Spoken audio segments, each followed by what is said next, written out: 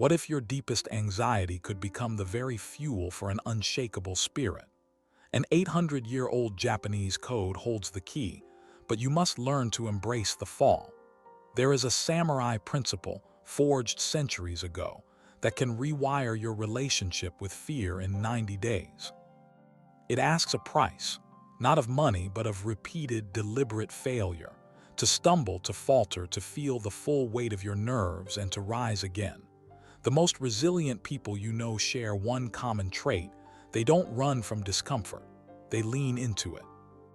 While many spend a lifetime dodging social encounters, delaying hard talks, and hiding from anything that triggers their nerves, these people walk directly toward the tension. With each step, they forge a deeper strength. I will show you 4 interconnected concepts from ancient Japan that can build an inner citadel no anxiety can storm. This isn't about empty positivity. It's a systematic practice for building an unshakable core. The first is called nanakorobi yaoki. Fall down 7 times, stand up 8. When you fuse that with the concept of futishin, an immovable heart, you stop being a passenger to your fear. You become the driver, even when your hands shake on the wheel. But this path contradicts almost everything you've been told about self-mastery, because it has nothing to do with feeling brave. It starts with a decision to act while terrified. Before we unpack the system, take a second.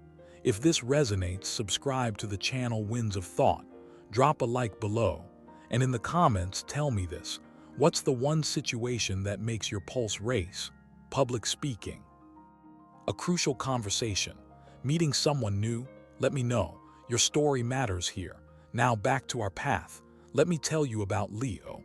At 29, Leo understood with a chilling clarity that his life had become a prison of his own making.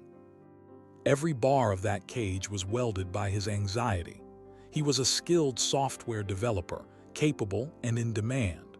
But he harbored a secret he kept from colleagues and friends. Direct human interaction paralyzed him.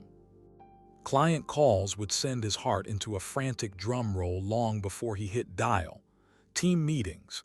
He'd fabricate deadlines to join only by chat. Even virtual stand-ups, he'd mute his mic until directly addressed. The cost was mounting. He began rejecting lucrative contract offers because they required even a brief kickoff call. He stopped attending tech meetups. He withdrew from online forums where he'd once shared his knowledge. The fear wasn't a dramatic, collapsing wave. It was a constant, low-grade hum in his chest, a wearying mental tax paid for a life of avoidance. Then the email arrived. "Leo, we're blown away by your work. We want you to architect the new platform. But we need you to walk the executive team through your vision on Friday. Are you available?" Leo stared at the screen.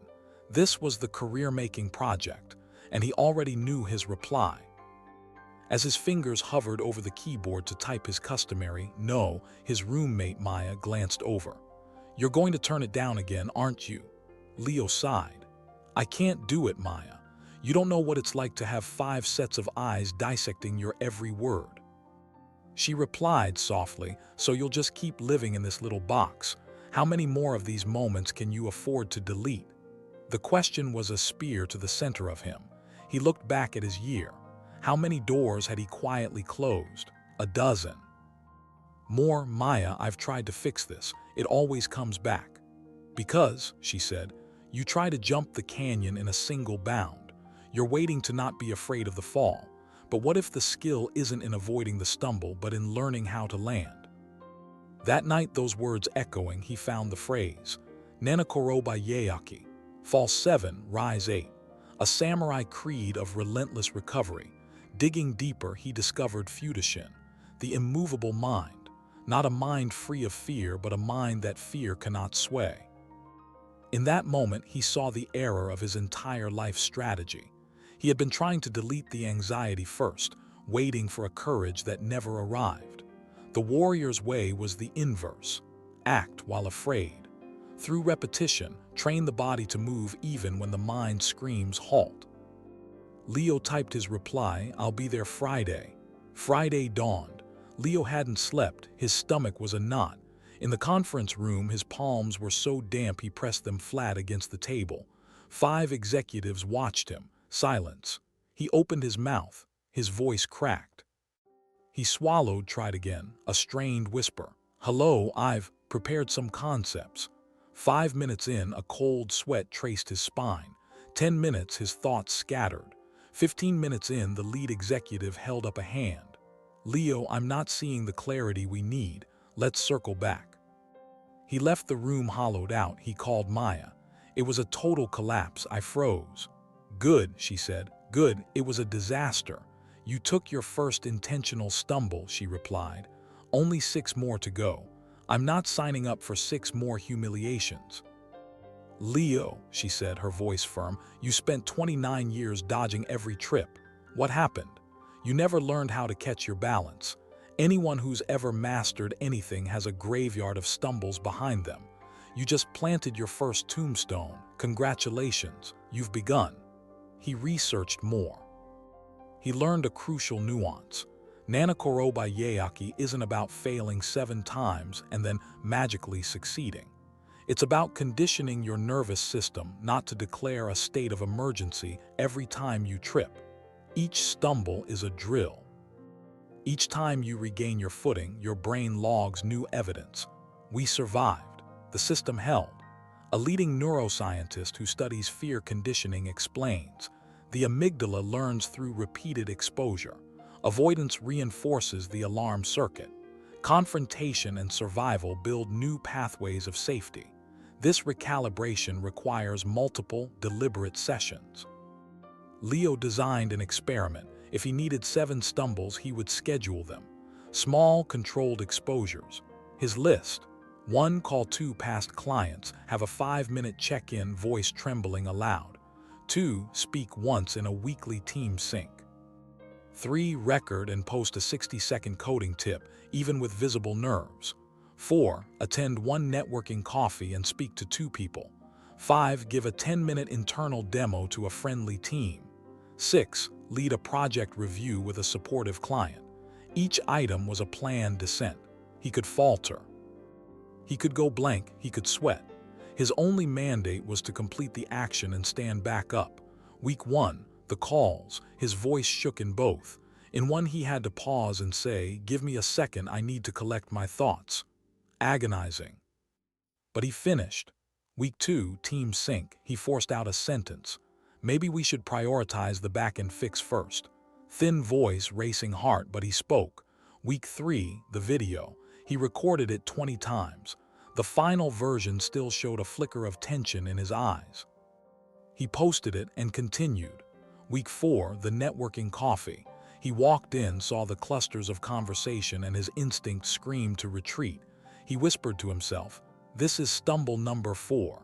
He grabbed a cup, a ceramic shield. 10 minutes passed, static. Then a man approached. "First time at one of these, I still get the jitters, my trick. I pretend I'm a journalist doing a piece on interesting people, then I just ask questions, takes the pressure right off." Leo managed a laugh. "That's genius." They talked. The man introduced him to another. Leo asked a question, then listened. By the end, he'd exchanged words with 4 people. No brilliance, no deep connections forged, but he had stumbled through and gotten up. Later, Maya explained the 3rd concept, shoshin, the beginner's mind. "Leo, you freeze because you think you should already be an expert. You're 29, you should be a pro at talking to people. You judge your chapter 1 against someone else's chapter 20. How do I stop?" he asked. "You adopt the truth. You are a beginner at this specific skill, and beginners are supposed to be awkward. That's the whole point." It felt like a weight lifted. He was demanding Olympic-level performance from his first day of training. We compare our starting line to another's finish line and call it failure. This is shoshin, the courage to be bad as you learn to be good. Week 5, the 10-minute demo. He warned the group, "Heads up, I'm pretty new at presenting, so bear with me." He began. Voice wavered on slide 2. On slide 4, his mind blanked. He stopped. Breathed, "Lost my place for a second, let's continue." It ended. One colleague said, honestly, you admitting you were nervous made the whole thing feel more human. Leo saw it. Vulnerability wasn't a flaw, it was a bridge. Week 6, leading the project review. Midway, the client questioned a fundamental choice. Leo felt the old cold dread, but he remembered Futishin. It doesn't mean you don't feel the tremors, it means the tremors don't get to decide. He inhaled, felt the tightness, and spoke. I hear your concern. Let me walk you through the reasoning behind that choice. Voice steadying slightly, palms damp, he held his ground. The client listened and agreed. Afterward, Leo sat for 5 minutes just breathing. It was possible. This is the secret no one tells you. The fear never leaves. Never. The goal isn't to stop feeling afraid. The goal is to stop letting fear hold the leash. Week 8 arrived. Leo had logged 6 stumbles, each one hard, each recovery a small victory. He emailed the CEO who had rejected him. I know the first presentation missed the mark. I'd value 15 minutes for a second look. The reply, Leo, I don't want to waste your time. He wrote back, 15 minutes, if it doesn't land, I'll step aside. The CEO agreed. The morning of Leo woke at dawn, his anxiety a live wire. You'll fail again, you'll be exposed, cancel. But he had learned the 4th concept, ganbaru, the spirit of dogged perseverance. Ganbaru isn't a fleeting feeling. It's a pre-made decision to continue when every internal signal says abort. The samurai didn't train only when motivated. They trained most diligently when they felt least like it. That discipline is what separates the warrior from the spectator. Leo entered the room, the same 5 faces, but he was not the same man. He began. On slide 3, his voice hitched. He paused, looked up. Apologies, I'm nervous. Let's continue. No one flinched. Slide 10, he blanked on a stat. I don't have that figure at my fingertips, but the principle is. And he moved on. It concluded. The CEO was quiet, then said, last time you were trying to be a presenter. This time you were just Leo who knows his craft deeply. That's who we need. Welcome aboard. 3 months later, Leo led meetings with that same team. Nerves still visited, but anxiety no longer had veto power. He had woven the 4 concepts into his being. Futishin, the heart that feels but does not flee. Nanakorobi yaoki, the practice of turning every fall into fortitude. Shoshin, the freedom of starting where you are, not where you should be. Ganbaru, the grit to continue when the novelty has worn off. A clinical psychologist notes, the aim of exposure is not the extinction of anxiety. It's the realization you can function alongside it. When you cease the war with the emotion and move forward in its presence, you shatter the cycle of avoidance that gives fear its power.